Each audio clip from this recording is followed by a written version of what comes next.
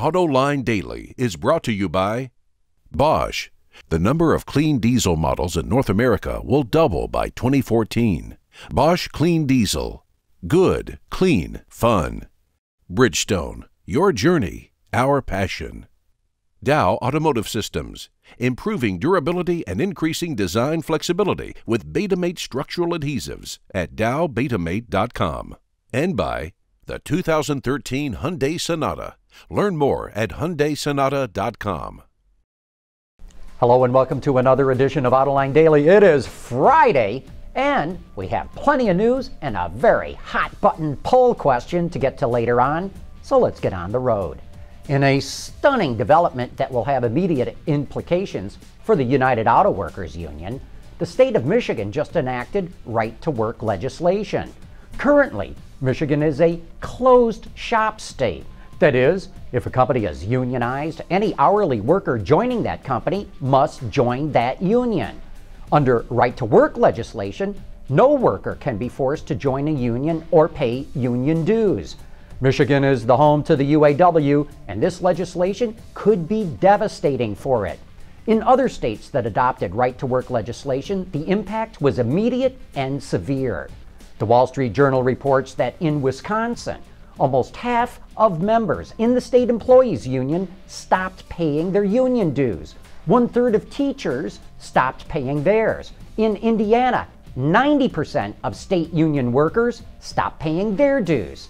If this pattern holds true for the UAW, it could be financially crippled within a year. Now, it might turn out that UAW workers are more loyal to their union, but we are soon going to find out how much solidarity there is in the labor ranks. The Michigan law will go into effect April 1st of next year. So we want to know what you think. This week's Autoline poll is a fill-in-the-blank question. Do you think Michigan's move to enact right-to-work legislation will 1. hurt the UAW, 2. help the UAW, or 3. not make any difference? As always, cast your vote by clicking the link under today's show on Autoline.tv. We will review the results on Monday, so make yourself heard. Ford's in the doghouse with Consumer Reports again. Previously, the magazine slammed the company's My Ford Touch infotainment system. Now it's criticizing Ford's fuel economy claims. Tests done by Consumer Reports show that the Fusion Hybrid and C-Max Hybrid fall way short of their 47 mpg combined EPA rating. The Fusion only got a combined 39 mpg, while the C-Max only averaged 37. And you know, this is exactly what we here at Autoline experienced in these cars. But you know, it's not just Ford. In my time in the Toyota Prius C and V, the C fell 6 miles per gallon short and the V was off by 9. And Honda was sued earlier in the year because the Civic Hybrid did not live up to its fuel economy claims either. Earlier hybrids seemed to nail their EPA numbers with ease. So we need to find out what's changed with the latest generation of hybrid technology. Looks like those event data recorders, or black boxes, are going to become standard on all light-duty cars and trucks. The White House Office of Management Budget made it official yesterday, and that allows the National Highway Traffic Safety Administration to publish its final regulation. About 92% of all vehicles today have black boxes, but now that's going to go to 100% of all light-duty vehicles. Here's some new technology on the fuel economy front, but from a wheel no less. This is the Evolve Hybrid Wheel by Lax. Not hybrid in the sense that they're made only for hybrid vehicles, but in the sense that they're constructed from multiple materials. The Evolve wheel has a lightweight aluminum backbone that's covered with a hybrid composite outer surface. Not only is the wheel lighter, it's more aerodynamic. Lax tested its wheel on a 2013 Ford Focus SE, noting a 0.04 mpg increase in the city and 1.1 mile per gallon increase on the highway using the same size wheel as the stock version. Mazda wants to change the public's perception about diesel engines, so it's going to race them using a synthetic biofuel no less. It's a great story, and that is coming up next. Clean diesel models in North America will double by 2014. Why? Higher take rates, lower cost of ownership, longer range and better fuel mileage, lower CO2 emissions. Clean diesel, good, economical, functional. Bosch, invented for life. Audi has been incredibly successful racing diesel engines in long-distance races. Same with Peugeot, and now Mazda's about to do the same thing. John Doonan is the Director of Motorsports for Mazda North America, and I asked him to tell us about their latest effort. So Mazda wrote a lot of the record books in racing with the rotary. So we've opened up a new chapter here with the SkyActiv diesel technology. In the LA Auto Show today, we were able to announce it's going to be in the Mazda 6. It will debut at the Rolex 24 Daytona. First time a diesel-powered race car has ever raced at the Rolex 24, so we're thrilled to be breaking that ground. We'll have 4 cars there. Certainly the whole suite of SkyActiv technology is a race engineer's dream. Lighter weight body panels, more rigid and strengthened and more safe chassis, lighter weight and more efficient trannies, and a lighter weight and more efficient engine that is going to allow us to go the same race distance as our competitors on 30% less fuel. If diesels get so much better fuel economy, that's got to translate into fewer pit stops, right? So yes, in fact, we'll have about a 14-gallon fuel tank. So as we're fueling rather quickly, we'll be passing people in the pits as well as being able to go further than them on the racetrack. So we're really excited about it.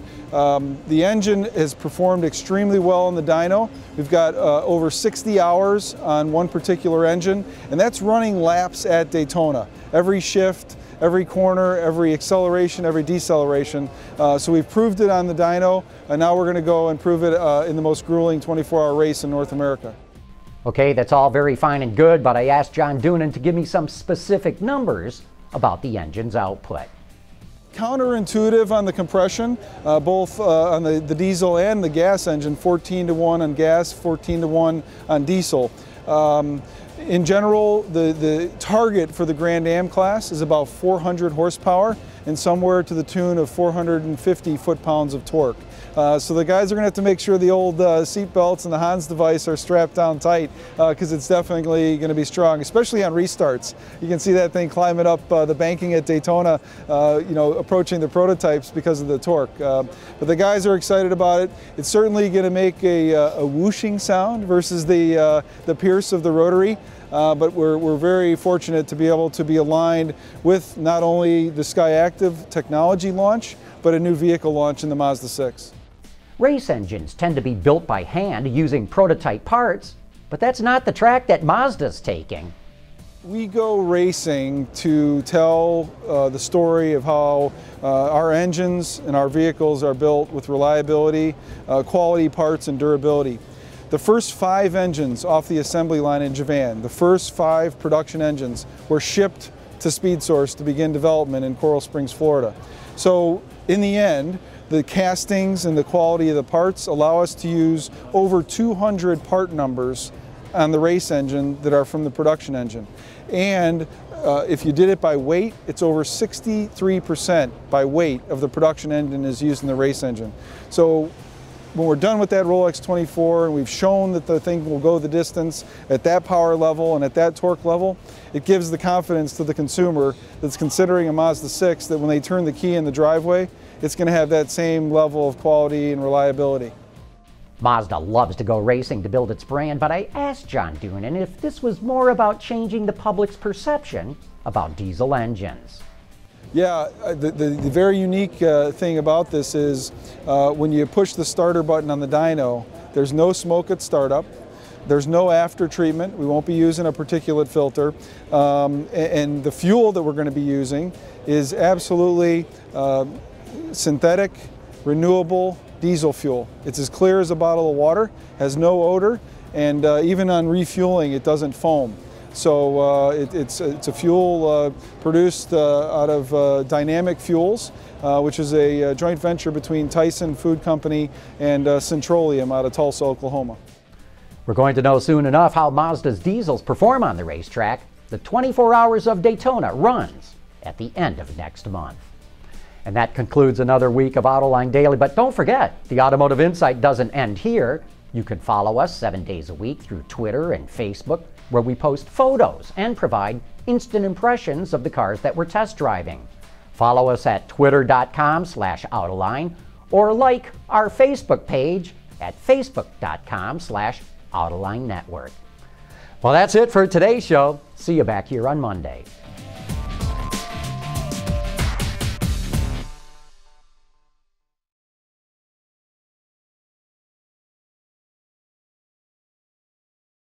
Ward's is the industry leader for news, data, and analysis. That's why companies across the globe subscribe to our premium service, maybe even your own. Log in for subscriber access now. Check your company's intranet for details and rely on wardsauto.com to keep you informed.